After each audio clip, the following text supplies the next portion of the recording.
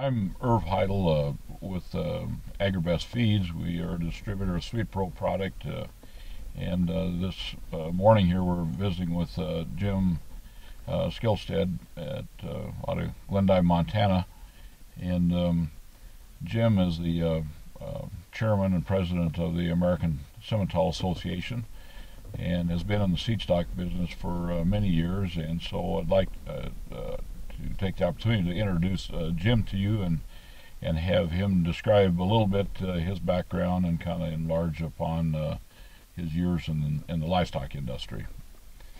Well, my family's been in this area for like 101 years now, and I'm the third generation of the Skillestads in this country. And I started raising the purebred Simmental cattle in 1975, and we've went from the old conventional Fleckvey type Simmentals to the blacks, the solid blacks, because there's so much more in demand. And I've really paid attention to, you know, the nutrients that cattle get because of your breeding programs, and we need to have the cattle fertile when you're inseminating them, and we want to use these different products. And so far, this is the first year I've used the SweetPro product, but the results I can see so far I'm really happy with, and I just really see a difference in the condition and the cattle are right now, and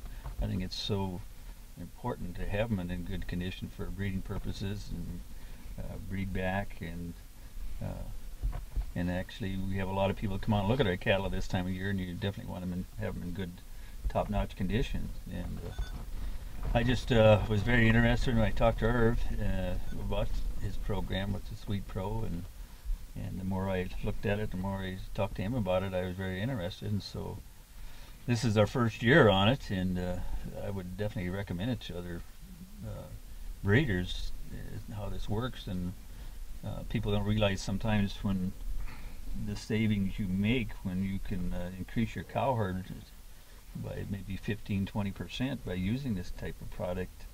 A lot of people just look at the cost it's going to cost throughout the summer, but if you can keep your cow herd and increase it 15–20%, it's a huge difference in your bottom line. Jim, you started, I believe, last fall, the fall of '08, and I believe you started using the program on your younger cattle, your heifer development age cattle, and then your 2-year-olds. Is that right? Yes. And what you had any observations of last winter in that regard? Well, from when we started, I could see we needed some for the heifer development. We had to get them in better condition, and I was very impressed when we have a guy that AIs down where Irv lives, and he keeps the cattle down there for us, and we had over 95% of the cattle came in on the first round of heat detecting, which is huge, and it really surprised us the difference it made. And normally it wouldn't be that good, and so we're very impressed with that. And we won't know till around the 1st of September what the percentage conception we had, but from what we understood, the people that we were working with said it really did much better than they had before. And AI's probably 300 or 400 head of heifers and for his different ranches around the community, and so he was pretty impressed with himself. So your heifers then are all AI'd? Yes. Is that correct? Yes. Okay. We do put a cleanup bowl in, and we usually don't put it in until after the 3rd cycle, so we're going to try to get as many AI'd as we can. Sure. So then the spring up through calving season, I guess, or somewhere, was it prior to or right after calving that you put the rest of your herd on the SweetPro product? What was your plan there? We put, I believe it's around the 1st of May, if I remember right, when we first put the total cow herd on it, the product. And like I say, it's hard to tell the total results till this fall, but the boys and I both, I got my son Mike and Patrick, we all really feel that this is working for us, and So that would have been about a month prior to breeding season, is yes, that correct, yes, when you yeah. started? That's why we want to do that. In fact, I think it's even earlier than that. I think it's more like the middle, around the first part of April, because we wanted to pick up our breeding program by about 2 weeks. So we put it on, I think it was around the 1st April, not the 1st May. So, and then I guess you decided early on there that you wanted to use the Alticid program for fly control. well, we used different programs before with the and I can see this year, and all of us can see that there's been a huge change in our fly control, and we're really happy with it. And of course, a lot of it's management again, but we can see definitely a difference from last year and the years before.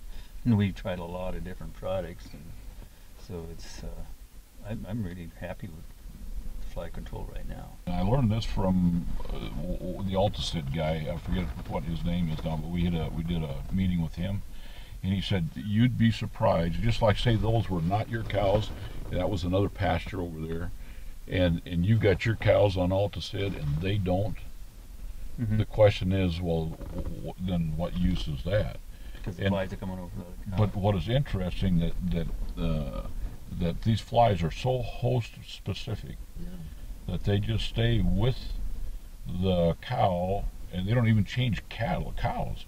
They're on the cow, and they go to the manure, and they go back to the cow. And so you actually, that's one of the interesting things with fly control with this Alticid program. If you'd get to looking at, well, one is there's less of it, and it breaks down quickly. They're, this what they call dung beetle activity. Yeah. Is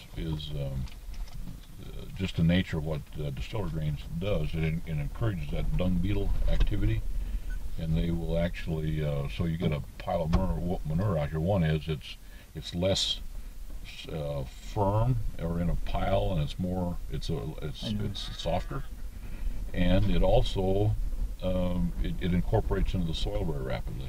I can see in this country where these blocks would really be working good this year, because there's such a horrendous hay shortage in this area. If they could use this product and cut the consumption amount down by a third, it's even, the way I understand it, is even better than feeding cow cake. Yes. And if they could do this and cheapen up their program, and because we're going to have $120 ton hay. So I guess that's a point that, for example, as your observations here, one is your cows are actually, your cattle look good. There's good grass, and they're on the product. The fact that actually they may be looking this well and doing this well with actually less forage intake, that's pretty significant to you as you're thinking about that as being how this program works. That's significant to you. Well, I just, like when we came out of the other pasture up there, it looked like there hadn't been any cattle in there. I'm thinking of that.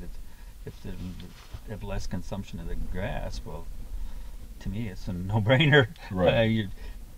So you're using this summer now on your summer program here. You're using which block is it that you're using? The 18. The Fibermate 18. Fibermate, okay. Yeah. With the Alticid in it. Okay. Well, I noticed on the cows that that's good fly control there, and certainly would be what you'd call good fly control, because that means you got very few on them. And, well, in this area, when we have high fly concentration, the cattle will be all bunched up and swatting their tail, and it's just like it's their own herd of fly swatters. And you can see now these cattle are scattered all over the place, which is exactly what we want. Sure. The fly program to do. And not bunched up in a fence corner somewhere. That's correct. So then your program is basically that you're looking to use the Fibermate program up through the summer and up through your weaning program and into fall program. And the same, feeding cattle over the winter. To me, if you are short of hay, and you could use it, but I think it'd just be a good program to use it year round, as far as I can see. Sure. What the product is right now. I'm pretty impressed with it.